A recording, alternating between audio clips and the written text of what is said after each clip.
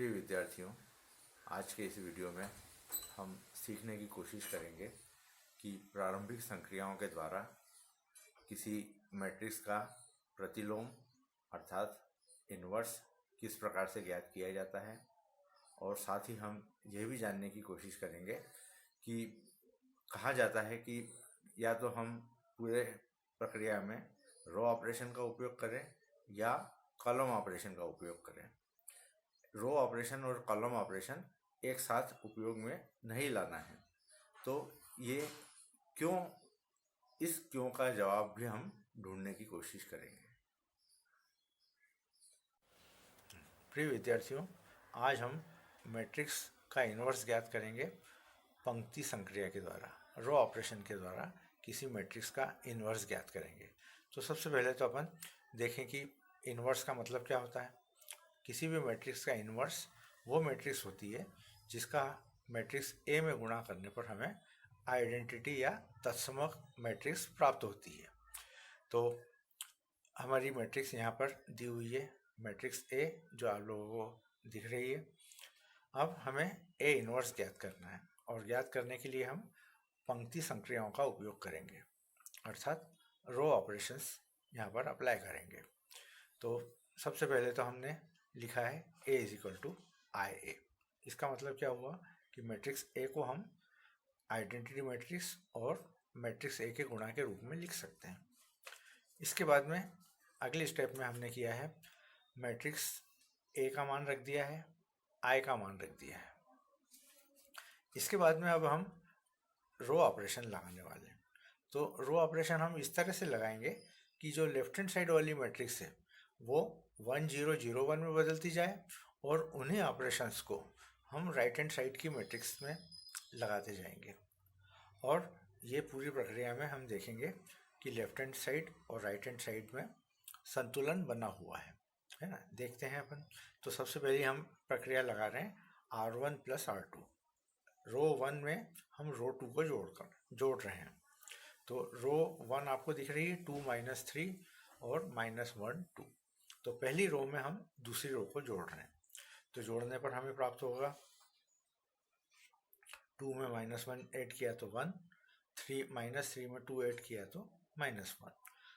R2 में कोई change नहीं है तो इसको हमने वैसे ही रखा है। ठीक यही प्रक्रिया राइट हैंड साइड वाली मैट्रिक्स में भी हमको करना है।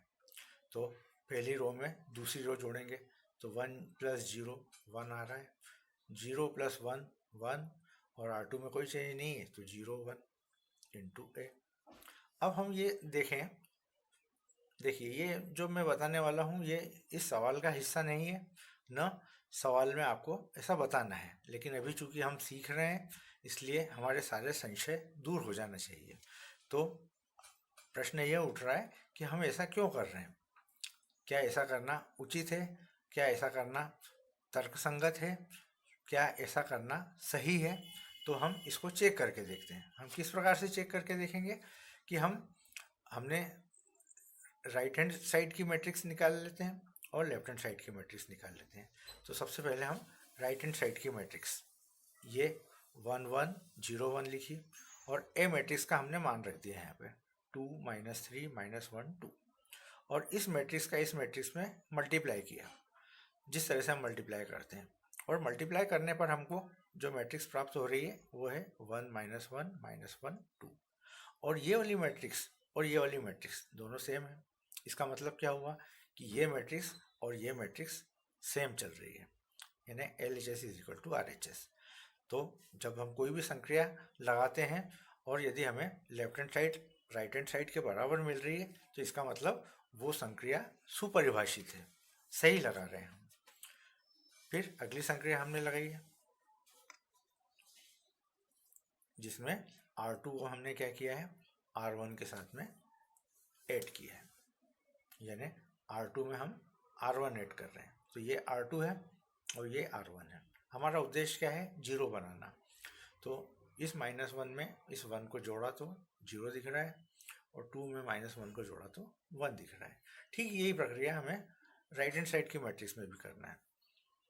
R2 में हम R1 जोड़ रहे हैं, 0 में 1 जोड़ रहे हैं तो 1 मिल रहा है, 1 में ये 1 जोड़ रहे हैं तो 2 मिल रहा है इंटू ए। वापस हम चेक करके देख सकते हैं कि जो हमने किया क्या ये होल्ड हो रहा है, क्या ये दोनों साइड बराबर चल रही है। तो हम राइट हैंड साइड की वैल्यू निकाल करके देखते हैं। राइट हैंड साइड में हमने 1 1 1 2 ये लेफ्ट और ए का मान रख दिया और इसका गुणा करके देखा, तो गुणा करने पर जो मैट्रिक्स प्राप्त हो रही है वो 1 -1 0 1 और ये मैट्रिक्स इस लेफ्ट हैंड वाली मैट्रिक्स के बराबर है। ठीक इसी तरह से अगली प्रक्रिया हमने की, R1 को R1 में R2 को ऐड किया। R1 में R2 को ऐड करने पर अर्थात फर्स्ट रो में सेकंड रो को ऐड करने पर ये एलिमेंट 0 हो जाएगा, अर्थात हमको मिल रहा है 1 0 0 1, जो हम चाहते थे कि ये लेफ्ट हैंड साइड की मैट्रिक्स आइडेंटिटी मैट्रिक्स में बदल जाए। और यही ऑपरेशंस राइट हैंड साइड की मैट्रिक्स में हमने किया। राइट हैंड साइड की मैट्रिक्स में करने पर फर्स्ट रो चेंज हो रही है 1 1 2 1 2 3, R2 में कोई चेंज नहीं हुआ इंटू ए। अब हम चेक करके देख लें कि ये 2 3 1 2 और ये ए का मान रखने पर क्या हमें लेफ्ट हैंड साइड मिल रहा है। तो हम यदि गुणा करके देखें तो हम पाएंगे कि हमें मिल रहा है 1 0 0 1, जो इस लेफ्ट हैंड साइड की मैट्रिक्स के बराबर है। अर्थात हम सारी स्टेप्स में ये देखते चल रहे हैं कि left hand side right hand side के बराबर बनी हुई है, और इस स्थिति में जो हमारा उत्तर निकलेगा वो एकदम सही होगा। और जो हमने ए इनवर्स ज्ञात किया है वो है A inverse is equal to 2 3 1 2। अब अगली महत्वपूर्ण बात जो है वो ये है कि केवल हम पंक्ति संक्रिया के द्वारा ही ए इनवर्स ज्ञात नहीं कर सकते, हमें ज्ञात करना होगा कॉलम के द्वारा भी। हम कॉलम के द्वारा भी ज्ञात कर सकते हैं। अब इसमें जो महत्वपूर्ण बात है, जो ध्यान रखने वाली बात यह है कि जब हम पंक्ति आव्यूह के द्वारा ए इनवर्स ज्ञात करें तो इस मैट्रिक्स को इस रूप में लिखें ए इज इक्वल टू आई ए, और जब हम कॉलम या स्तंभ संक्रिया के द्वारा मैट्रिक्स को लिखेंगे तो हम उसे लिखेंगे A is equal to A into I. अब ऐसा क्यों करेंगे हम, ये भी हमें अभी स्पष्ट हो जाएगा। ठीक जिस तरह से हमने रो ऑपरेशंस अप्लाई किए उसी तरह से हम कॉलम ऑपरेशंस अप्लाई करेंगे। अब ये जो मैंने गोला बना करके लिखा है ये मैंने गलत लिखा है ना। अब ये गलत लिखने से मुझे गलत परिणाम मिलना चाहिए, है ना, वो भी हम चेक करके देख लेंगे। सही क्या लिखना चाहिए, जब हमको ए इनवर्स ज्ञात करना है कॉलम मैट्रिक्स कॉलम ऑपरेशंस की सहायता से, तो आपको लिखना है A is equal to A into I. यदि हमने A is equal to I into A लिखा तो देखिए हमें किस प्रकार से परिणाम प्राप्त होंगे। देखिए पहली स्टेप तो हो जाएगी क्योंकि ये आइडेंटिटी मैट्रिक्स है। आइडेंटिटी मैट्रिक्स को आई इंटू ए लिखें या ए इंटू आई लिखें कोई फ़र्क नहीं पड़ेगा। और इस स्थिति में हम यदि राइट हैंड साइड को चेक करके देखें तो यहाँ पर यदि हमने ए का मान रखा तो ये लेफ्ट हैंड साइड और राइट हैंड साइड बराबर आ रहे हैं। इस स्टेप में कोई दिक्कत नहीं है। फिर अगली संक्रिया हमने की, हमने क्या किया, C2 को C2 प्लस C1 किया।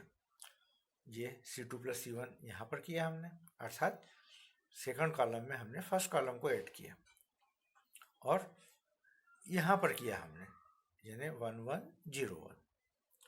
अब देखिए मैंने इसको आई इंटू ए के रूप में लिखा है।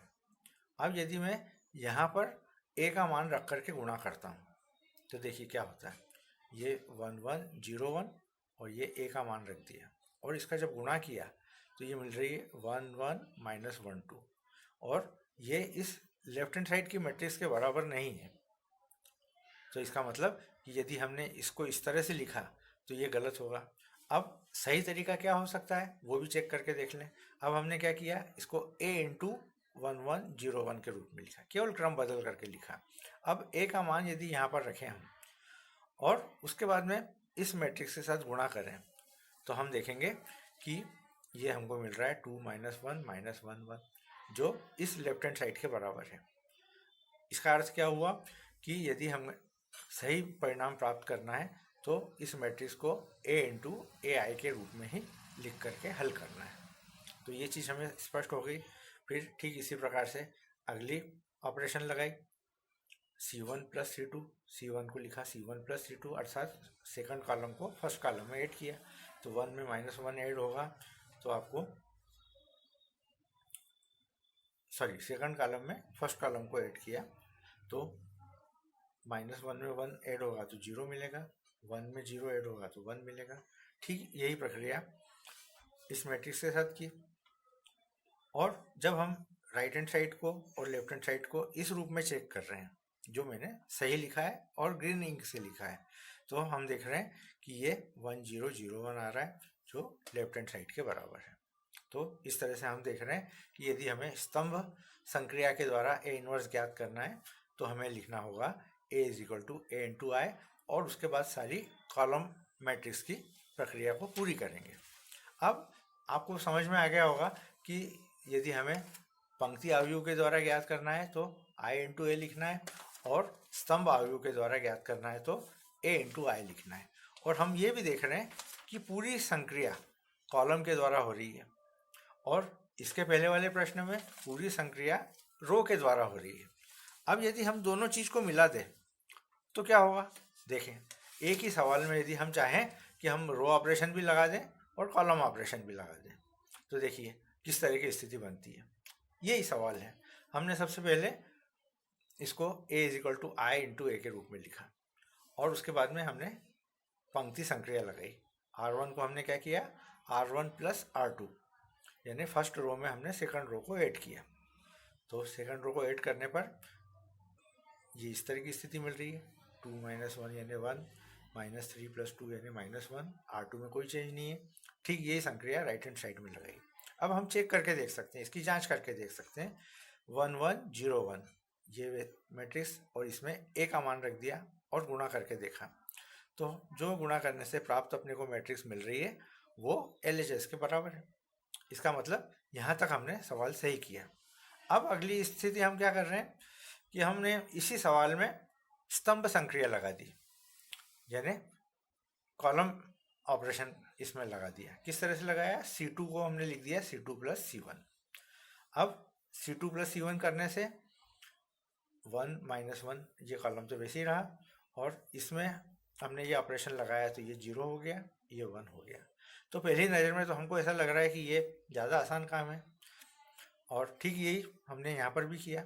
लेकिन जब हम चेक करने के लिए गए तो हमने A का मान रखा और जब हमने इसका गुणा किया 1 2 0 1 और ये A का मान रखने के बाद गुणा किया तो हमें मैट्रिक्स मिल रही 0 1 -1 2 और ये इस मैट्रिक्स से बिल्कुल अलग है, अर्थात LHS = RHS। इसलिए इस स्टेप में सवाल गलत हो गया। तो जब भी हमें रो ऑपरेशन या कॉलम ऑपरेशन अप्लाई करना हो तो या तो हम रो ऑपरेशन के हिसाब से पूरा सवाल हल करें या कॉलम ऑपरेशन के हिसाब से पूरा सवाल हल करें। धन्यवाद।